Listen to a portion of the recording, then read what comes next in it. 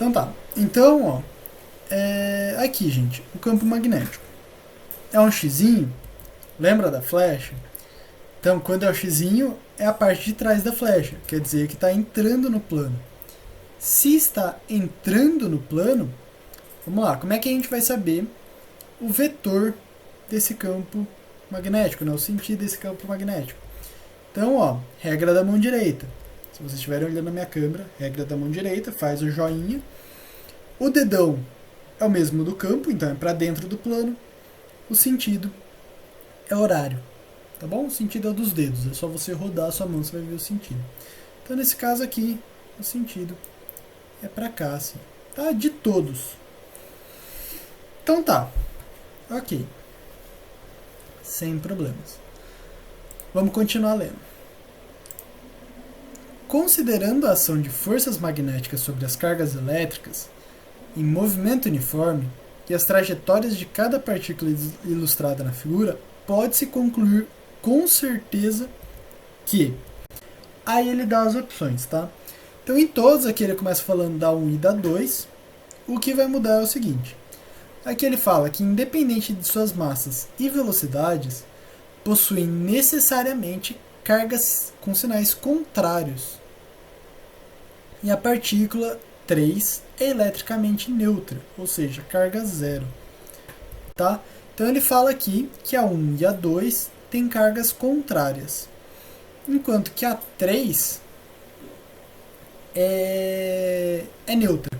Tá bom? Então, tá aqui. A letra B, ele fala basicamente a mesma coisa, só que ele fala que a partícula 3 tem massa zero. Ao invés de ser eletricamente neutra, fala que ela tem massa zero. Tá bom? A C fala, o começo é o mesmo, mas fala que a 1 e a 2 possuem o mesmo sinal. E a partícula 3 tem carga e massa zero. Tá? A letra D, as partículas 1 e 2 saíram do recipiente com a mesma velocidade. E a letra E, as partículas 1 e 2 possuem massas iguais e a partícula 3 não possui massa. E aí, gente, alguém tem algum palpite? De qual possa ser?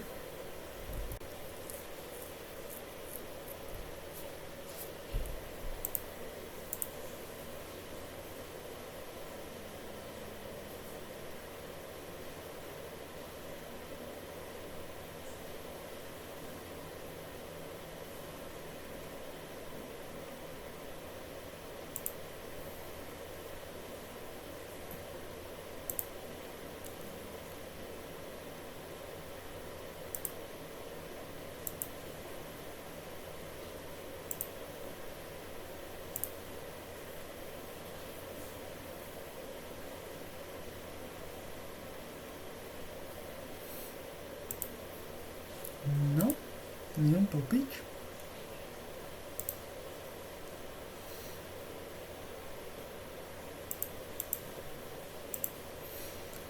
Então tá.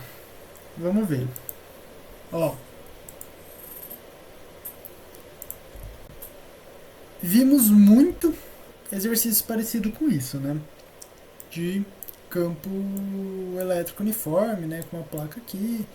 Soltava 3 partículas que às vezes desciam ou poderiam subir, né? E daí a gente via que o sinal dessa partícula aqui era negativo porque ela subia, e dessa daqui era positivo porque ela descia, né? Então, positivo com negativo, negativo com positivo. A ideia aqui é bem parecida, tá bom? Então, olha o seguinte. Lembra que eu falei que o sentido do campo é horário? Olha só aqui. Pegue essa parte do campo aqui, né? Olha o sentido que ele está fazendo e olha para o sentido que a carga está indo. É contrário ao sentido do campo, né? Agora olha desse lado aqui. É o mesmo o sentido do campo. Então, ó, a carga 1 ela está indo contrária ao sentido do campo. A carga 2 está indo a favor do sentido do campo, tá? O que dá pra gente tirar com isso aqui? Que elas têm sinais contrários. Elas são cargas com sinais contrários. Uma é positiva e outra é negativa. Qual que é qual? Não dá pra gente saber assim, tá? É um pouquinho mais complicado isso aqui, tá? Mas você pode já pensar de cara, você já tem certeza de cara que as duas têm sinal contrário, tá? Porque uma vai contrário ao campo e outra vai a favor ao campo, tá? Então, ó, depende da massa, isso aqui. Assim, até depende, mas não necessariamente, tá? Por exemplo, se for uma carga muito maior, ela vai sofrer uma força maior de campo magnético, né? E se for uma carga muito menor, ela vai sofrer muito menor. Então, por exemplo, essa daqui tem uma massa M, né? Então ela fez uma curvinha aqui. Se ela tivesse uma massa menor que essa, por exemplo, ela poderia fazer isso aqui, ó, assim, ó. Ela vai virando aos pouquinhos. Tá? Ela vai demorar muito para fazer essa mesma volta aqui. Ela vai acabar essa volta aqui, assim, ó, por exemplo. Tá? Então isso aqui é uma massa muito menor. Tá bom? E uma massa maior, quando você tem uma massa muito maior, ela vai fazer mais rápido. Então ela já faria isso aqui. Assim, por exemplo. Né? Então ela já vai bem mais rápido, porque ela vai sofrer uma ação de campo maior. Tá bom? E velocidade? A velocidade é a mesma ideia. Se ela tiver uma velocidade muito menor, ela vai devagarzinho, ela vai aqui. Aí é que ela já começa a sofrer, mas ela vai demorar muito para se mexer. Ela vai aqui já assim. Ela já vai fechando a curvinha, porque ela já está sofrendo a força. E para ela andar é muito pouco tempo. Então ela já vai fazendo a curva rapidinho aqui já. Tá? Bem perto. Se for uma velocidade muito maior, a mesma ideia. Ela vai lá rapidão e vai fazendo a curva lá longe. Tá? Então, aqui aparentemente, as duas têm a mesma velocidade e a mesma massa. Tá? Então aqui, ok, a 1 e a 2 saíram com a mesma velocidade, ok. E aqui possuem massas iguais. Ok, mas a partícula 3 não possui massa. Isso é basicamente impossível, tá? A partícula ela tem que possuir massa, tá bom? Mesmo que seja muito pequena, ela tem que possuir massa. Tá? O que ele poderia falar aqui era que a partícula 3 é puntiforme. Aí é diferente, tá bom? Aí quando ela é puntiforme, aí tudo bem. Aí a gente desconsidera a massa dela, mas é porque é muito pequena, tá? E não porque não tem. Então aí a gente já exclui ela já de primeiro aqui, tá? Já exclui já. Então tá, a B aqui a gente também já pode excluir, porque fala que tem a massa igual. Nossa, nem parece uma pessoa que fez esses dois riscos, né? Mas tudo bem. E aqui também a gente já exclui, porque tem massa igual. Tem massa zero, né? Não massa igual. Letra D e a letra A, as que sobraram. A letra A está completa. Ó, a 1 e a 2, independente da massa, ok? E velocidade, ok? Possuem cargas necessariamente com sinais contrários. Perfeito. E a partícula 3 é neutra. Por que ela é neutra? Porque ela passou reto. Tá perfeita. E aqui a partícula D, as partículas 1 e 2 saíram do recipiente com a mesma velocidade. Não dá para afirmarmos isso com certeza. Por quê? Ah, mas professor, você falou que se sair muito lento já ia começar a fazer a curvinha aqui. Sim, ela pode ter saído muito lenta, mas acelerado no meio do caminho. E atingido a mesma velocidade que a 1, por exemplo, ou que a 2. Então a partícula ela pode sair devagar, mas ela pode acelerar. Tá? Enquanto a outra, ela só sai numa velocidade e fica nela para sempre. Então assim, não dá para falar isso aqui com certeza absoluta. Tá? Você tem que pensar nessas possibilidades.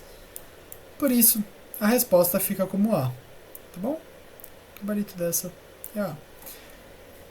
Carga 3 neutra e os dois sinais contrários. Tudo certo? Entenderam aqui? É o mesmo princípio lá do campo elétrico. Tá bom? Olha só. Agora vamos lá. Vamos lá para o exercício 2. Agora, esse exercício aqui, ele é mais complicadinho. Por quê? Porque ele tem um texto enorme. Tá bom? E é exatamente isso, vestibular. Tem um texto enorme, parece que é difícil. mas nem sempre assim, tá? Vamos lá. A figura, eu coloquei a figura aqui em cima, mas depois eu trouxe ela melhor, tá? Para vocês verem melhor. A figura é o esquema simplificado de um disjuntor termomagnético, utilizado para a proteção de instalações elétricas residenciais. O circuito é formado por um resistor de baixa resistência, R, aqui, né? Uma lâmpada bimetálica, L, composta pelos metais X e Y, né? Então esses dois aqui. Um eletroímã E, aqui. E um par de contatos C. Esse par de contatos tende a abrir pela ação da mola M2, mas o braço atuador A, esse daqui, impede com a ajuda da mola 1. O eletroímã E é dimensionado para atrair a extremidade do atuador A, somente em caso de corrente muito alta ou curto-circuito. Caso vá ter um curto-circuito, aqui abre, essa mola desce, aqui abre também, e o aparelho para de funcionar para não queimar, tá bom? E nessa situação, A gira no sentido indicado, liberando a abertura do par de contatos C pela ação de M2. Tá? Então é isso que acontece. De forma similar, R e L, né, então o resistor aqui e a lâmpada, são dimensionados para que esta última não toque a extremidade de A. Então, o L ele é feito para não tocar na extremidade do A, tá? Quando o circuito é percorrido por uma corrente até o valor nominal do disjuntor. Acima desta, o aquecimento leva o bimetal a tocar o atuador A. Então, ele está interrompendo o circuito de forma idêntica do eletroímã. Então, aqui eu trouxe a figura maior para vocês verem. Então ele está falando que, ó, se for uma tensão muito alta, isso aqui gera um campo magnético, isso aqui é atraído, abre aqui, isso aqui puxa e desliga. Tá? Se gerar uma outra corrente que aqueça demais esse aparelho, um dos dois metais aqui, né, vai dilatar, vai empurrar isso aqui para cá, isso aqui vai empurrar para lá, vai abrir aqui, vai puxar e vai desligar também, tá? Então, se aquecer ou se chegar a uma tensão muito alta, vai desligar, tá? São métodos de segurança aqui do aparelho. Na condição de uma corrente elevada, percorrer o disjuntor no sentido indicado na figura, sendo αx e αy os coeficientes de dilatação linear dos metais X e Y. Então, αx e αy são a dilatação disso aqui. Para que o contato C seja desfeito, então tem que desligar o aparelho, deve valer a relação, aí ele dá as opções. E nesse caso, o vetor que representa o campo magnético criado ao longo do eixo do eletroímã apontará para A, aí ele dá as opções também. Os termos que preenchem as lacunas estão indicados correta e respectivamente na alternativa, aí ele dá as opções. Então tá, ó, o exercício ele é gigantesco, tá? Tem 1 quilômetro de texto, mas tudo isso aqui é só para você entender como funciona, tá? A gente não vai usar muito não. A parte importante é essa daqui, tá bom? Então, ó, vocês já podem ir pensando, mas eu vou explicando como é que o negócio funciona. Ele quer saber o seguinte. Ele quer desligar esse aparelho e ele quer saber qual metal aqui, o X ou o Y, vai dilatar mais para que essa chave aqui seja desligada, tá? E aqui depois ele quer saber o vetor do campo magnético nesse eletroímã, tá bom? Então vamos lá, vamos fazer na ordem. Metal X ou metal Y? Qual dos dois dilata mais ou os dois dilatam iguais para desligar esse aparelho? Alguém tem alguma opinião? Alguém tem algum chute? Alguém não entendeu? Porque, ó, pensando bem aqui, gente, um tem que expandir, né? Ou mais ou menos que o outro, ou igual, né? Então, para empurrar essa pecinha daqui, tá? É mais ou menos essa a ideia. Como que vamos fazer?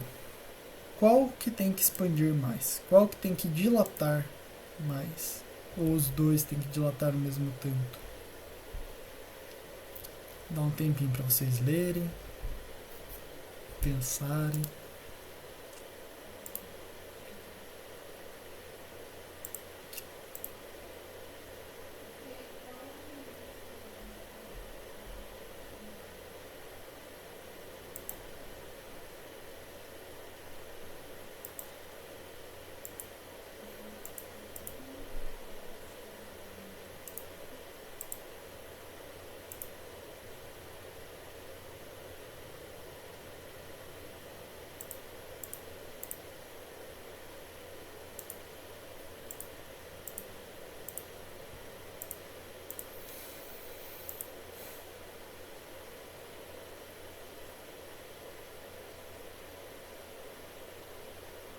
Então, esse é o AIS da questão. Por que, que não dá o mesmo resultado se os dois expandirem? Se qualquer um dos dois expandir? Alguém sabe responder? Eu acho que essa é a pegadinha da questão. Esse que é o negócio. Porque, ó, você tá pensando nisso aqui, né? Olha só. Vou pegar uma tinta azul aqui. Você tá pensando aqui, ó. Então, tem esse, né? E tem esse. Nossa, é bem desigual.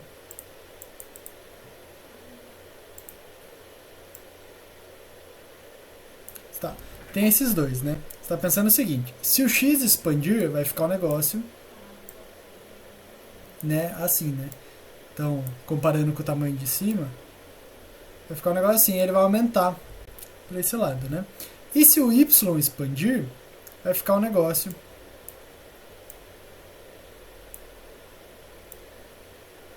assim, né? Eu acho que você está pensando nisso aqui, não é? Mais ou menos? Essa é a ideia, né? Qualquer um que expandir vai para o mesmo lado. Sem considerar aqui a altura, né? Bom, a gente pode até considerar a altura aqui, né? Um negócio assim, né? Mais para cima aqui. Ok. Eu acho que a ideia que você está pensando é isso aqui, que ele só vai aumentar e já era, vai empurrar o negócio do mesmo jeito. Só que não. A pegada do exercício é isso aqui. Você tem que pensar que esses dois metais, eles formam um só, tá? Aqui, ele fala uma lâmpada bimetálica, né? Então, ó, isso aqui é uma peça só, tá? Tudo isso aqui é uma coisa só. Só que ela é feita de dois materiais diferentes, tá? Mas é uma peça só. Se um expandir e o outro não, a peça, ela é uma mesma peça, né? Ela é uma coisa só. Então, ela vai começar a curvar. Por quê? Porque o menor vai ter que compensar o tamanho do maior. Então, em vez dela ficar retinha, ela vai ficar um negócio meio assim, né? Não pode ser reto. Ela vai começar a fazer isso aqui. Para outra, que é menor, né? Ela também curvar aqui e dar o mesmo tamanho. Tá? Então, o lado que expande, que não expande no caso, vai entortar para trás. Né? Deixa eu fazer mais bonitinho assim. Assim. Negócio assim. Tá vendo? Ó, aqui dá pra ver mais ou menos a diferença de tamanho que tá tendo. Então o x ele tem que ser maior, exatamente para entortar sobre o y, né, e empurrar essa pecinha. É exatamente isso. Então, o coeficiente de x ele tem que ser maior do que o de y, tá? Por causa disso. Quando você pega uma mesma peça, se um lado dilata e o outro não, ele vai compensar isso de alguma forma, porque é grudado tudo, né? Então não pode só crescer assim para todos os lados, né? Para todas as dimensões. Essa que é a pegadinha dessa parte. Porque agora o vetor do campo magnético ele é mais tranquilo, né? Então, ó, a gente fica com essas duas opções aqui. Não, essa daqui não. A gente fica com essas duas opções aqui, né? Agora, o vetor do campo magnético é para a direita, exatamente. Com a regra da mão direita, se você fizer, vai dar para a direita. Esse é tranquilo, tá? Então, a alternativa C, mas essa que é a pegadinha, tá? E a intenção dos exercícios de hoje é exatamente essa, tá? O exercício ele é enorme, tá? De texto, cheio de coisa horrível. Tem aí uma pegadinha no meio, mas ele não tem conta, tá? Então é mais teoria. E eu acho que essa é a parte principal da física, tá? Eu acho que essa é a parte que eu dou mais valor. Para as contas eu não gosto muito, mas cai, né? Então a gente tem que passar. Mas a teoria é o mais importante, tá? Então, esses exercícios de hoje é sobre isso, é sobre... Não tem uma continha, tá? Então é teoria mesmo de magnetismo. Então tá bom. Se você entendeu, ótimo, fico muito feliz. Se alguém tiver alguma dúvida, pode falar. Deixa eu mandar a lista para vocês. Deixa eu ver se tá para responder. Tá para responder. Ótimo. Aqui é a lista para vocês, tá, gente? Dessa aula. Então tá, vamos lá. Exercício 3. Um solenoide muito longo é percorrido por uma corrente elétrica I, conforme mostra a figura 1. Em um determinado instante, uma partícula de carga Q positiva desloca-se com velocidade instantânea V', né? Ou velhinha, né? Brincadeira. Perpendicular ao eixo do solenoide, na presença de um campo elétrico na direção do eixo do solenoide. Então, ó, ele fala aqui que tem uma partícula de carga positiva no meio aqui, né? E desloca-se com uma velocidade perpendicular ao eixo do solenoide, tá bom? Tem uma outra figura que eu já mostro para vocês. Na presença de um campo elétrico na direção do eixo do solenoide. Então ele está falando que tem um campo elétrico agindo na direção do eixo do solenoide, tá? Então a gente já vai ver tudo isso logo mais. A figura, que é essa que eu vou mostrar para vocês, ilustra essa situação. Em uma seção reta definida por um plano que contém o eixo do solenoide. O diagrama que representa corretamente as forças elétricas e magnéticas atuando sobre a partícula é... Aí ele dá as opções, tá? Então aqui é essa figura que ele está falando. Então ele está falando aqui, ó, nessa figura, que é o seguinte. Temos uma carga positiva, um vetor de velocidade agindo, entrando no campo, tá? Ó, o xizinho aqui é para velocidade, isso aqui, tá? Entrando no campo, no plano da tela, e uma força elétrica, né, de um campo elétrico para a direita, né? Então tá. Olha só. O que ele pede? Ele pede a força elétrica e a força magnética, tá? Como vamos achar a força elétrica e magnética? A elétrica, ela é tranquila, né? Temos o vetor do campo elétrico, a força elétrica não pode ser diferente, tá bom? Tem que ser para a direita. Então, para a direita. Força elétrica, força elétrica, força elétrica. Então, vamos lá, ó. Já tiramos duas alternativas. A C e a E já está fora, tá? Agora, ele quer saber a força magnética. Olha só. Sabendo que temos aqui a velocidade para dentro, então eu vou fazer para cima, mas é para dentro do plano, tá? Para dentro do plano, ok. Agora, o campo magnético, tá? O campo magnético vai ser aqui, ó. Então, regra da mão direita. dedão saindo do plano, né, na sua direção aqui, se vocês olharem minha câmera, né, então dedão para cá, faz o sentido das mãos, vai dar para cá assim. Ok, a mesma coisa se você fizer embaixo, tá? Não pode ter diferença, tem que ser para o mesmo lado porque é um solenoide. Então, desse lado aqui e desse lado aqui vai ser o mesmo, tá? Não pode ser diferente. Então, para cima e embaixo é a mesma coisa. Ok, aqui temos o sentido do nosso campo magnético. Vai ser o mesmo da força elétrica. Deixa eu fazer aqui embaixo. Vai ser o mesmo aqui da força elétrica. Temos esse daqui para dentro.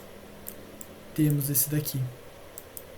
Então, campo, velocidade. E aí, gente?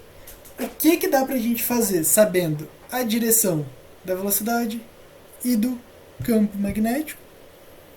Nós usamos a regra da mão esquerda, tá? Faça bom vestibular. Já era. Coloca aqui a velocidade, né? O terceiro dedo aqui para dentro do plano. O campo, que é o segundo dedo, né? Faça bom vestibular. Então, a velocidade é o terceiro. Bom é o segundo. Para a direita, sobra o faça, que é a força magnética, que é para baixo. Tá? Então, olha só. Esse exercício aqui, ele usa a regra das duas mãos, tanto a da esquerda quanto a da direita. Tá? Aí agora a gente descobriu aqui a força magnética. Tá bom? Isso nos deixa com a alternativa A, para baixo. Tá? Alguma dúvida? Entenderam aqui a regra das duas mãos? Ó, lembrando, não vá usar o faça do faça bom vestibular como força elétrica, tá? Tem que ser magnética. Não vá confundir. Lembra que elétrica, a intensidade do campo elétrico é o E, tá? De elétrico. E a do campo magnético é o B, tá? Aí o faça bom vestibular não pode ser elétrico, tudo magnético, tá? Se você fizer elétrico vai dar errado. Apesar que não, né? Nesse caso aqui, não, vai dar errado porque daí aqui você tá usando como força elétrica para a direita. Aí o campo magnético vai dar para baixo, tá? Não vai dar legal isso aqui. Então, força magnética, tá bom? Regra das duas mãos é no magnetismo, não vá confundir. Esse daqui é o quarto exercício, tá certo. Quarto exercício. Vamos lá. Esse daqui também, mais um, né, de direções de campo. Vamos lá. As figuras representam arranjos de fios longos, retilíneos, paralelos e percorridos por correntes elétricas de mesma intensidade. Os fios estão orientados perpendicularmente ao plano dessa página e dispostos segundo os vértices de um quadrado. A única diferença entre os arranjos está no sentido das correntes. Os fios são percorridos por correntes que entram ou saem do plano da página. Tá? Então aqui ele dá, né, uns quadrados com os fios e com o campo, com a corrente entrando ou saindo da página, né? E daí para a gente achar aqui o sentido do campo. O campo magnético total é nulo no centro do quadrado quando apenas do quadrado apenas em. Por que eu li quando? Então tá, ele quer saber as situações em que é nulo aqui no meio. Eu vou usar essa figura que está maior, tá? Mas ele quer saber quando que é nulo. Quando que é nulo no centro? Quando tudo se subtrai, né? Quando tudo se anula. Então vamos lá. Ó. Sentido aqui vamos fazer de todos, tá? Do primeiro, entrando no plano, regra da mão direita. Entrando no plano, dedão para dentro da tela, né? Apontando para a tela. O resto dos dedos vai ser para baixo. Isso aqui, tá? Esse daqui, mesma coisa, tá? Entrando no plano, ó, aqui para baixo. Esse daqui saindo do plano, né? Pra cá. Esse daqui saindo do plano também, tá? Aqui se anula. Isso aqui se anula.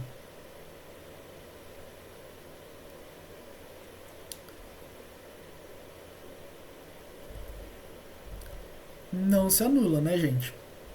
Ó, esses dois aqui estão indo para direções contrárias. Ok? Tudo certo? Aqui anulou.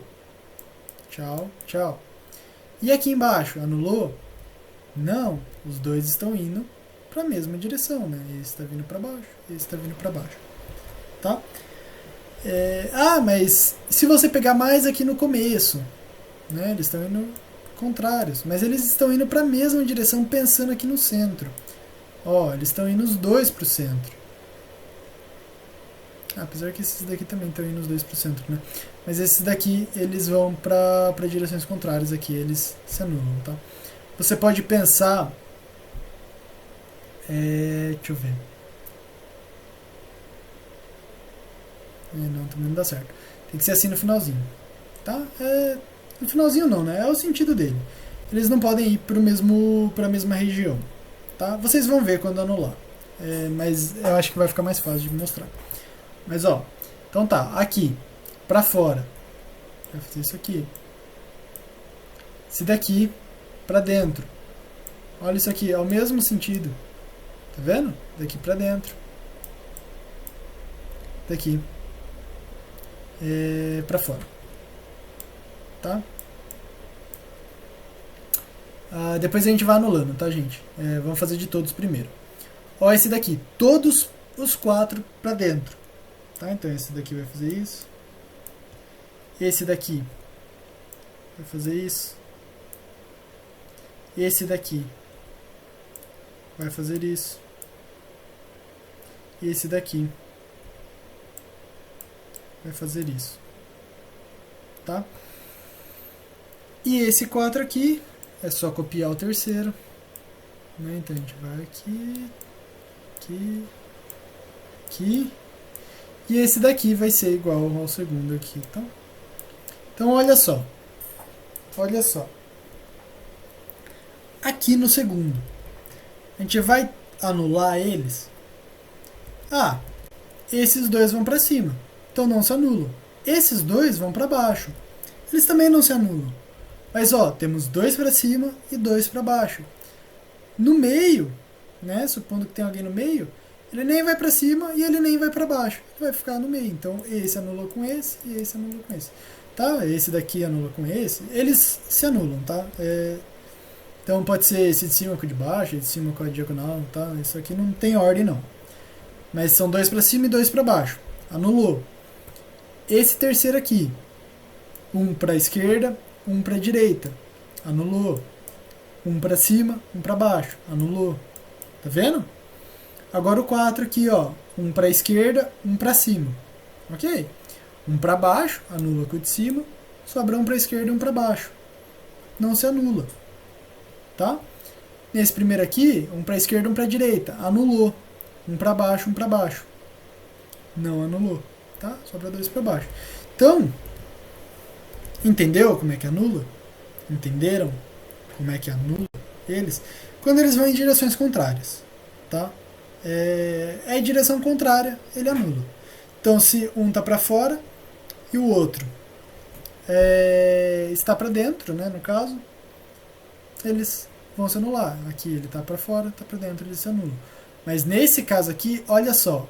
Olha como a posição deles e o que você está levando em consideração, que é esse centro aqui, faz diferença. Um para cima e um para baixo.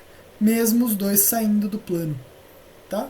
Se ele perguntasse de uma outra região qualquer, por exemplo, se fosse aqui embaixo, eles não se anulariam. Tá? Porque daí estariam para cima e esse daqui continuaria fazendo isso aqui. Está para cima também. Tá? Eles não se anulam. Mas como ele pede um de cada lado, tá? Um de cada lado assim, aí anula, tá bom? Então, alternativa D, 2 e 3, né? Porque eles anulam aqui. Esses são os únicos que ficam zerados no meio, os outros sobram 2 aqui, tá? Último exercício, tá? O quinto exercício. Se não tiveram dúvidas no último, vamos para isso. A magnetohipermetria é um procedimento terapêutico que se baseia na elevação da temperatura das células de uma região específica do corpo que estejam afetadas por um tumor. Né? Então a gente começou falando aí de radioterapia, tem outras aí. Né? Nesse tipo de tratamento, nanopartículas magnéticas são fagocitadas pelas células tumorais e um campo magnético alternado externo é utilizado para promover a agitação das nanopartículas e, consequentemente, o aquecimento da célula. Tá? A elevação de temperatura descrita ocorre porque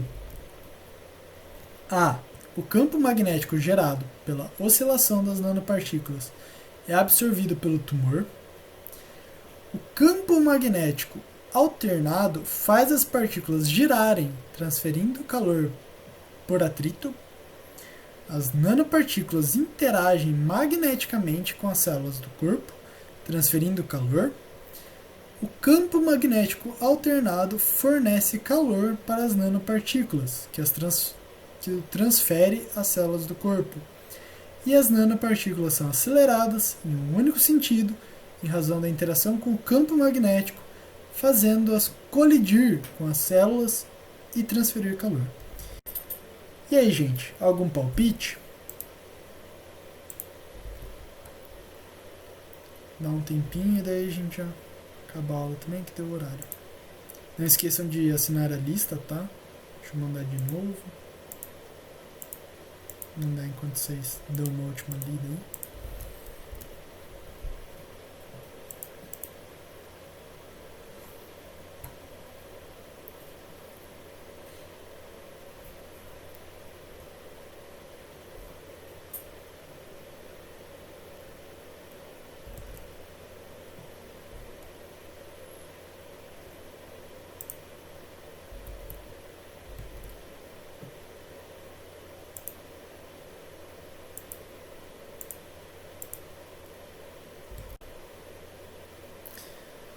Vou chutar.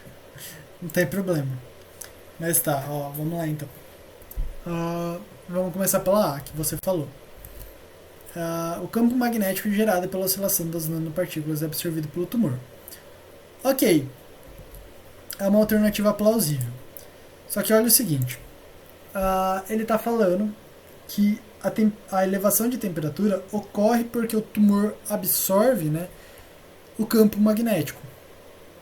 Tá? E isso, de certa forma, é verdade. Tá? Ele vai absorver porque... Aqui, ó. Quer ver? Eu tô procurando um pedaço que ele fala. Aqui. Porque as células tumorais vão fagocitar as nanopartículas magnéticas. De certa forma, sim, mas não é exatamente por causa disso que acontece, tá? Esse daqui seria uma explicação meio superficial, assim, tá? Ele absorve ali o campo magnético, tá? Mas não é bem isso. O campo magnético, ele vai gerar algo que vai transferir esse calor, tá? Aqui na B, ele fala o seguinte: o campo magnético alternado faz as nanopartículas girarem, tá? Transferindo calor por atrito. Olha só, aqui ele já está falando que com o campo magnético, essas nanopartículas que foram fagocitadas, elas vão girar, né? Então, para vários sentidos, e vão atritar-se umas com as outras, e isso vai gerar calor. Olha só como ela, entendeu? Você mandou até um aqui no chat, eu acho que... Olha só como faz mais sentido. Tá vendo? Olha aqui assim. Vamos lá. As nanopartículas interagem magneticamente com as células do corpo, transferindo calor. Isso aqui não. Aqui ele está falando que é com qualquer célula do corpo, tá? Aí já não, senão você vai começar a superaquecer aí. Não vai dar certo isso aqui. Então, essa daqui já está fora. O campo magnético alternado fornece calor para as nanopartículas, que transfere as células do corpo. Ele não vai fornecer o calor, né? Ele não vai aquecer elas. Ele vai gerar um campo magnético e isso vai gerar o calor nelas, tá? Então isso daqui devia estar fora também.